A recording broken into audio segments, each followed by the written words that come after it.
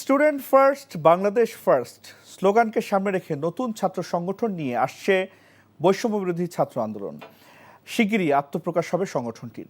বিকেলে ঢাকা বিশ্ববিদ্যালয়ের মধুর ক্যান্টিনে সংবাদ সম্মেলন করে এই ঘোষণা দেন বৈষম্যবিরোধী ছাত্র আন্দোলনের কেন্দ্রীয় সমন্বয়করা।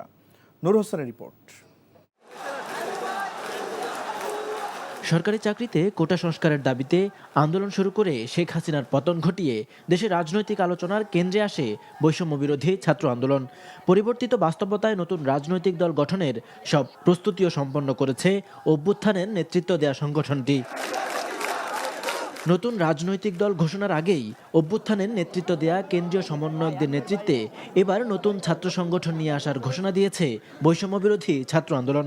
সমন্বয়কদের দাবি, লেজুট বৃত্তি মুক্ত রেখে 52, 66, 69, 71-এর চেতনা উদ্বুদ্ধ হয়ে কাজ করবে নতুন এই ছাত্র সংগঠন। বাংলাদেশের সংগ্রাম ও স্বাধীনতার ইতিহাসকে স্বীকার করে এবং 47, 52, 62, 66, 68, 69, 71, 90 এবং 24-এর সকল গণ আন্দোলন এবং ছাত্র জনতার সংগ্রামী চেতনা থেকে ভিত্তি করে ছাত্র রাজনীতি আমরা সক্রিয় করব। সমন্বয়করা জানান, আদর্শিক বিভাজনের ঊর্ধ্বে উঠে শিক্ষার্থীদের অধিকারের জন্য কাজ করবে এই সংগঠন।